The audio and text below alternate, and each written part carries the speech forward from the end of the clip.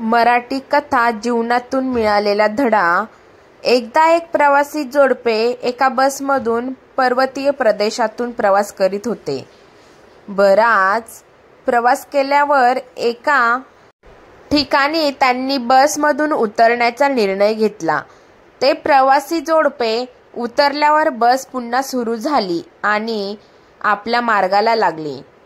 काही अंतर गेल्यावर त्या बसवर डोंगरातून गडगडत येणारा एक मोठा दगड पडला आणि त्याने बसमधील सगळ्या प्रवाशांचा मृत्यू ओढवला.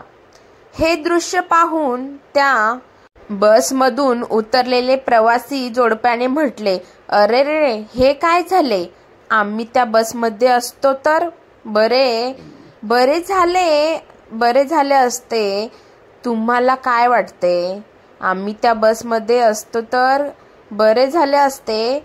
तुम्हाला काय वाटते?" त्या जोडप्याने असे का म्हटले असेल? जरा डोके खाजवा. काय म्हणता? डोके चालत नाही. अरे, अशी हार मानू नका. थोडे आणखी प्रयत्न करा. उत्तर नक्की सापडेल. काय म्हणतात? उत्तर सापडत नाही. काय म्हणतात? उत्तर सापडत नाही. ठीक आहे. उत्तर आहे, जर का ते जोडपे उतरण्याऐवजी त्या बसमध्येच असते तर त्यांना जो उतरण्यासाठी वेळ लागला तो न लागता बस न थांबताच तशी पुढे गेली असती. परंतु तसे न होता बस त्यांना उतरविण्यासाठी काही वेळ तेथे थांबली. त्यामुळे झाले काय की तिला थोडा वेळ लागला. हा जो मधला वेळ होता तो ती बस तेथे त्यांना उतरवण्यासाठी थांबली होती. त्यांना ती बस तिथे उतरवण्यासाठी थांबली नसती तर लागला नसता.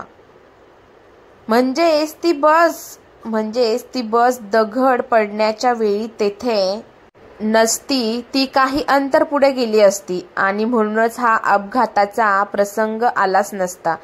याचाच अर्थ असा की जीवनामध्ये नेहमी सकारात्मक विचार करा आणि दुसऱ्यांना मदत करण्यासाठी सदैव तत्पर राहा.